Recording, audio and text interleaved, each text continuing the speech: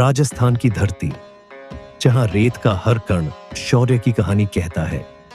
इस वीर भूमि पर जन्म हुआ एक ऐसे योद्धा का जिसने जीवन भर मुगल साम्राज्य के सामने कभी घुटने नहीं टेके, जिसका नाम सुनते ही दुश्मन की सेना कांप उठती थी। वह नाम है महाराणा प्रताप। महाराणा प्रताप का जन्म 9 मई 1540 कुंभलगढ़ किले में हुआ। उनके पिता थे महाराणा उदय सिंह और माता जयवंता बाई। बचपन से ही प्रताप में अद्भुत साहस था। वे तीरंदाजी, भाला, तलवार हर विद्या में अद्वितीय थे। उदय सिंह की मृत्यु के बाद उनके भाई शक्ति सिंह व अन्य राजपूत सरदारों ने प्रताप को मेवाड़ का राजा बनाया। उस समय मेवाड़ की स्थिति बहुत कठिन थी। मुगल साम्राज्य अपना विस्तार कर रहा था और अकबर चाहता था कि प्रताप उसके अधीन आ जाए, लेकिन महाराणा प्रताप ने साफ कहा, मेवाड़ का सिर कट सकता है पर झुक नहीं सकता। 18 जून 1576 हल्दी घाटी के मैदान पर इतिहास का महान युद्ध हुआ। महाराणा प्रताप के साथ थे भील योद्धा हकीम खान सूर, जालहा और चुद्धा राजपूत और उनका वफादार घोड़ा चितकड़ा चेतक।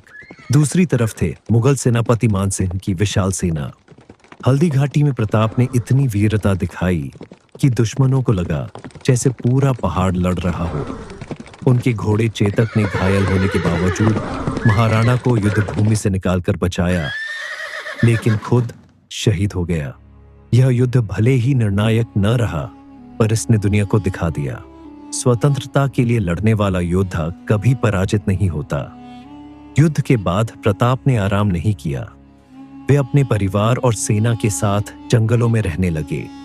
कभी घास की रोटियां खाईं, कभी पहाड़ों में आश्रय लिया, लेकिन उन्होंने अपनी जनता को कभी गुलाम नहीं होने दिया।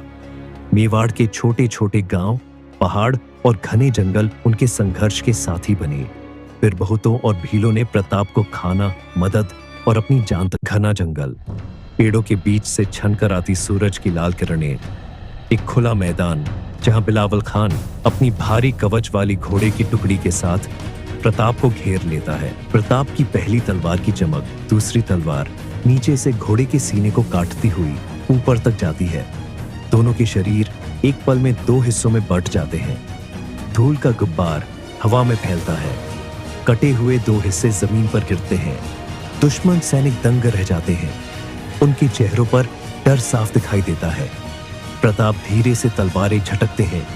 उन पर पड़ा खून नीचे गिरता है। पूरी पठान टुकड़ी घबरा कर पीछे हटती है। कुछ सैनिक घुटनों पर गिरकर हथियार छोड़ देते हैं। 1582 में प्रताप ने दीपकला और देवर की लड़ाई में विजय पाई। इसके बाद उन्होंने मेवाड़ का बड़ा हिस्सा वापस जीत लिया। उन्होंने अपनी नई राजधानी चावंड में स्थापित की। 29 जनवरी 1597 महाराणा प्रताप इस दुनिया से विदा हो गए। महाराणा प्रताप की मृत्यु के बाद मेवाड़ की बागडोर उनके साहसी पुत्र महाराणा अमर सिंह प्रथम ने संभाली।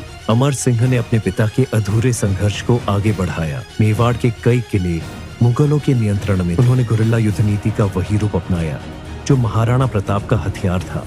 किले के मुख्य द्वार हनुमान पोल के पास सबसे कठोर युद्ध हुआ। अमर सिंह स्वयं तलवार लेकर आगे बढ़े और मुगल सूबेदार को परास्त किया। कुछ ही घंटों में राजपूतों ने किले की प्राचीर पर केसरिया ध्वज एक बार फिर फहरा दिया। कुंभलगढ़ की पुनर्विजय की सूचना जैसे ही गांव-गांव पहुंची, मेवाड़ में दीपावली जैसा उत्सव मनाया गया। लोग कहते थे, प्रताप के बलिदान ने किले को फिर मेवाड़ की गोद में लौटाया।